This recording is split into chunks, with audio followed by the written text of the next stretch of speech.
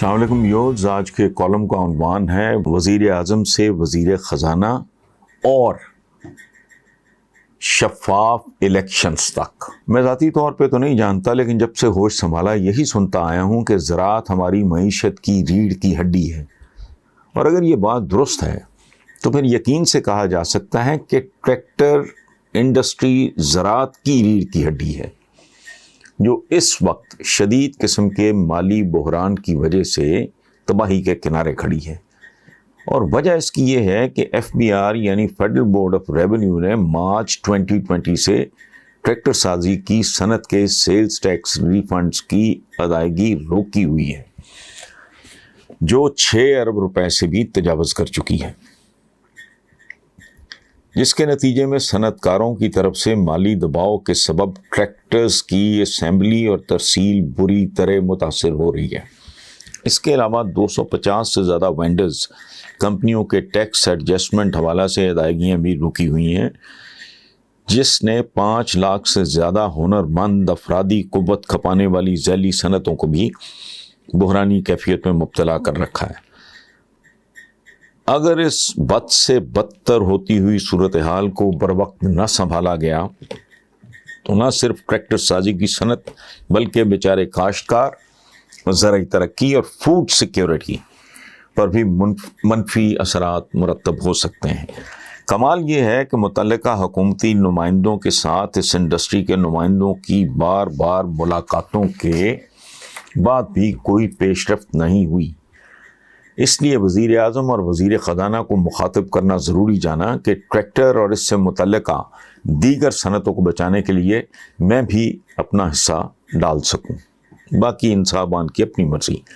قارئین، اس خشک موضوع پہ تقریباً آدھا کالم قربان کرنے پر میں آپ سے معذرت چاہتا ہوں، حالانکہ یہ آپ کا بھی مسئلہ ہے، کیونکہ ٹریکٹر بنیں گے تو چلیں گے، اور اگر چلیں گے تو گھروں میں چولہے بھی جلیں گے، کیونکہ چولہوں پر اناج، سبزی، دال چڑھائی جاتی ہے جو کھیتوں میں اگتی ہے، خواب اور خواہشیں نہیں۔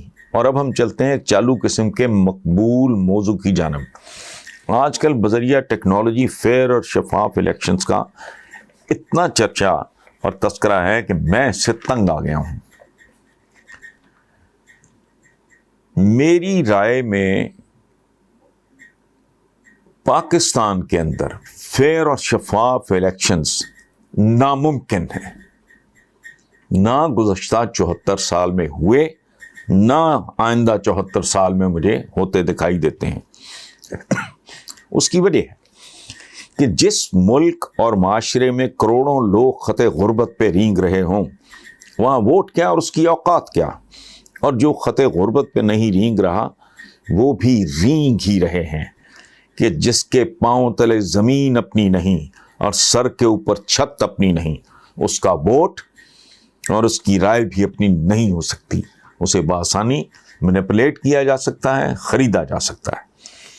سرمایہ کیا، رائے چرائی جا سکتی ہے، پانی میں بھی آگ لگائی جا سکتی ہے۔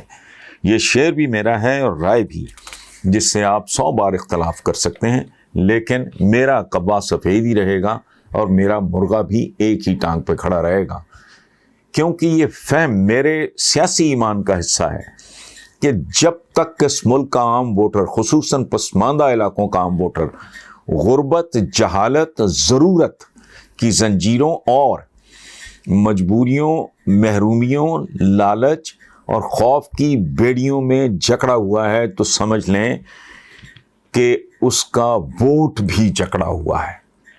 اور یاد رہے، ذات برادری بھی جہالت ہی کی آوارہ اولاد ہے۔ سطحی سوچ تو فیئر اور شفاف الیکشنز کے ٹوپی ڈرامے سے لطف اندوز ہوتے ہوئے لڈیاں ڈال سکتی ہے۔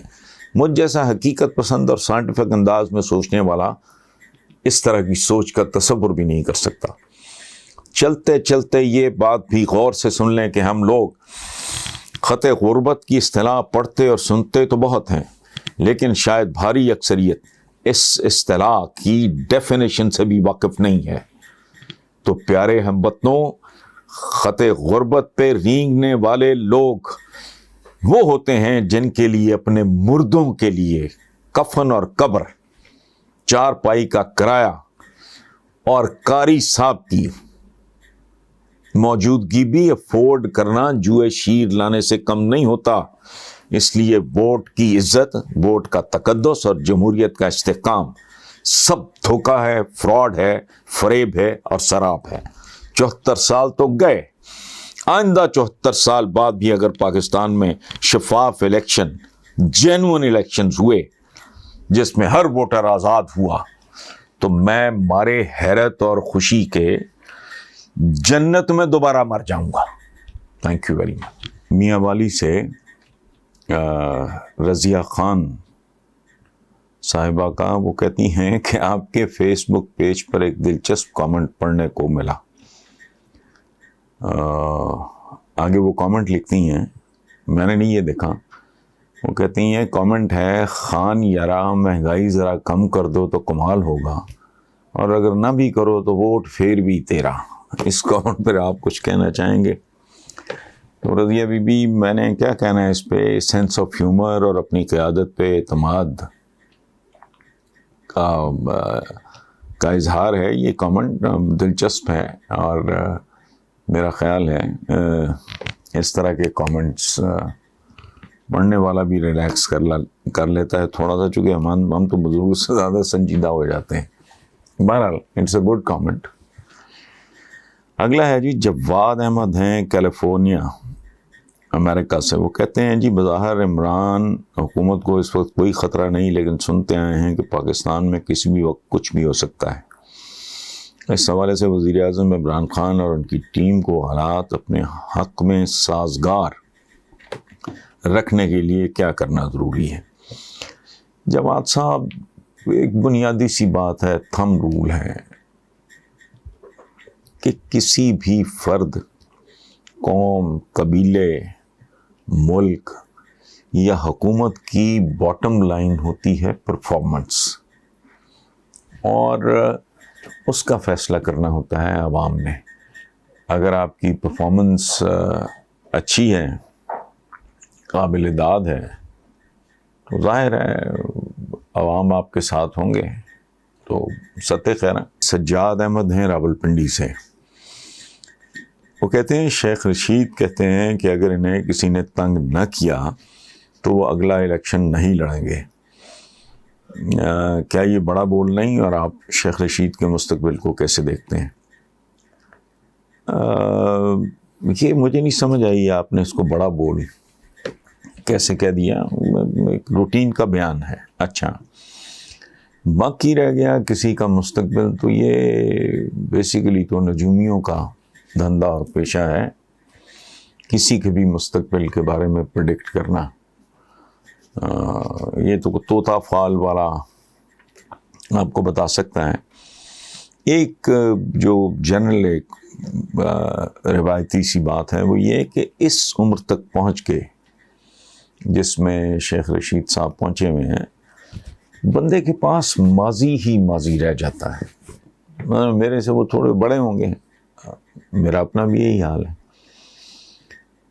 مستقبل نام کی کوئی چیز نہیں. یا آپ زیادہ سے زیادہ جو آپ نے پہلے جھک ماری ہوتی ہے اس کو ذرا رپیٹ کر لیتے ہیں. اگر اللہ پاک آپ کو چند سال اور دے دے تو وہی چیزیں آپ رپیٹ کرتے ہیں. اس ایج میں آ کے آپ کو نیا کام نہیں کر سکتے. ریپٹیشن ہو سکتی ہے کہ جو آپ نے ماضی میں کیا ہو اس کو بہتر طریقے سے یا تھوڑا ڈھیلے ڈھالے طریقے سے آپ کرتے رہیں. اچھا، شیخ رشید ہماری سیاست کی رونق ہیں، اور لیکن میرا نہیں خیال کہ کبھی کسی بھی قیمت پہ وہ سیاست سے کبھی ریٹائر ہوں گے. اللہ ان کو صحت دے، وہ کوئی پرابلم نہ ہو جائے.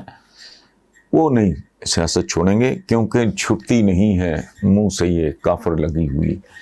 آدمی سگریٹ نہیں چھوڑ سکتا تو سیاست کیسے چھوڑ سکتا ہے؟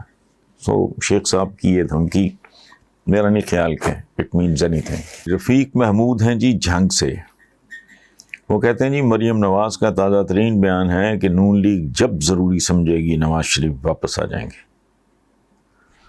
کیا آپ کو لگ رہا ہے کہ عمران خان کے وزیر اعظم ہوتے ہوئے نواز شریف کبھی واپس آ سکیں گے؟